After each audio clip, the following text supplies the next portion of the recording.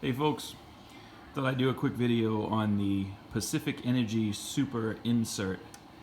I looked on YouTube and there's a couple of videos out there on this particular stove, but none that show the true power of what this thing can do.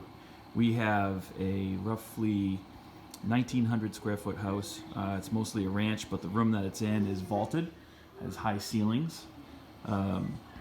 And it's a very open floor plan ranch. So this stove has been heating our entire house with very little need to augment from our baseboard heat for a few years now. We had a very short back on our brick fireplace, so we chose this stove because it's a very light footprint and it allows us to get this into the fireplace position pretty good. When I first got it, I had some trouble getting it up to what I thought was an adequate temperature, and I was convinced there was something wrong with the stove, and there was nothing at all wrong with the stove. I learned my lesson with the wood. If you buy wood from somebody and they say that it's fully seasoned, it might not be. People think of seasoned in multiple different ways. Some people say it's 8 months, some say it's 12 months. How you season it, how you stack it, whether it's split before it's seasoned or not, everything makes a difference. And what I found was the quote-unquote seasoned wood that really isn't seasoned, I can barely get this stove up to about 300 degrees.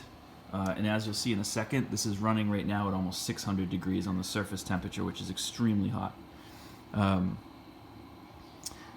So we did put a small heat deferral on the top here, hood, just because we have a mantle, and the inches between the top and the mantle were shy by just a couple centimeters, so stay true to code. We put that there.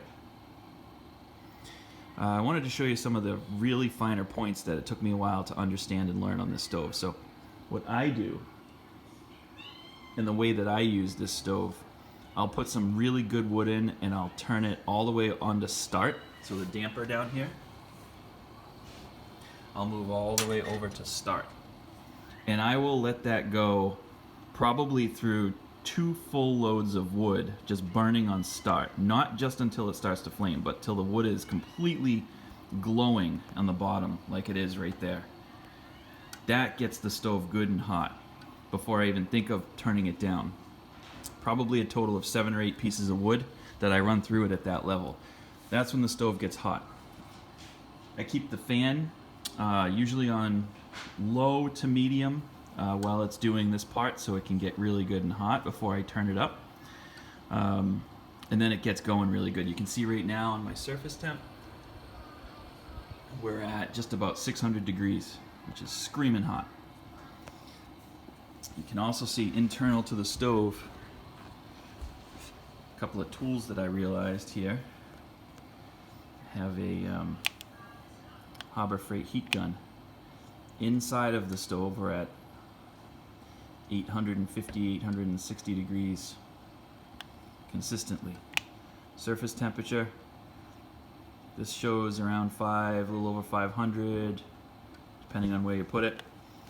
Probably a little bit more accurate there. The other piece of equipment that I have for the wood stove that works really well is this moisture checker. It was really cheap on Amazon. It's a General.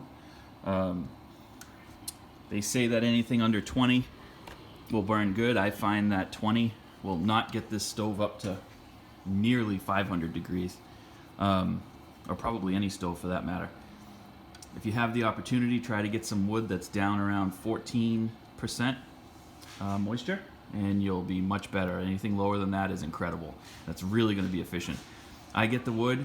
The wood that's in there right now has been seasoned for 2 years. It's been sitting on a pallet for 2 years, and it's all hardwood, oak and maple.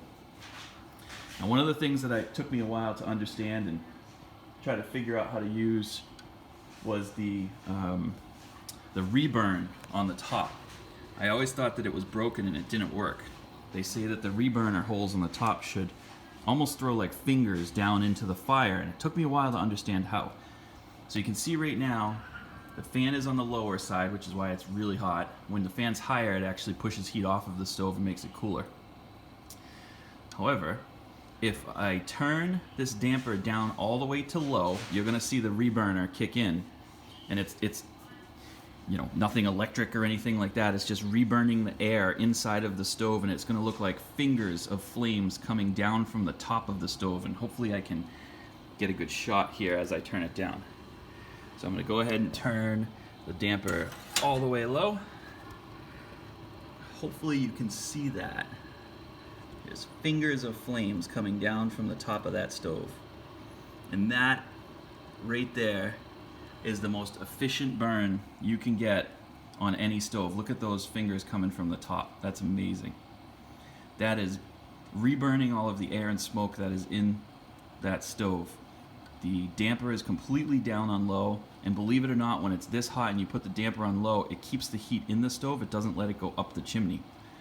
So it's a little bit different. Believe it or not, when you put the damper down on low, it doesn't mean that the stove is going to be lower heat or that it's going to be of lower temperature. It actually can get higher temperature by putting the damper down on low because it keeps the heat in the stove. So a lot of times what I'll do is I'll put it way down on low. It's going to get really hot. So I'm going to turn this fan up. And this is going to throw some serious heat into this room and ultimately our entire house. So far, this has been a great stove. It does have, on the metal sides over here where the fans are, every now and then I'll get a little rattle. I found just putting a little piece of tin foil in there closes any gaps and keeps it nice and tight. Haven't really tried to fix it any other way. It's a pretty simple fix. But again, that reburner working amazing right there, and you can see how hot it is in that stove and how well that's working. The key to all of this is really good, long, seasoned, dry wood. I cannot stress it enough. I was so frustrated with wood that I thought was seasoned. It was not seasoned at all. So I buy my wood now and I let it sit in my yard for 2 years. So whatever they say was seasoned is just gravy on top. So if they say it's seasoned when it gets to me, I put it on a pallet for 2 more years in my yard, and I cycle through about 4 cords of wood a year up here in just south of Boston, northeast. And this heats just about our entire house. This does burn for a good 8 to 10 hours if I pack this entire stove just before I go to bed at night around 10 p.m. and wake up around 6 o'clock. It will still have ash in it and the fan will still be going, which is awesome. So I just put a couple scrap pieces of pine in there to get it going again. Throw some wood on top of it and it's ready to go for the day. Reasonable expense here on the stove, and we love it. So far it's worked out tremendously well for us. Hope this review helps.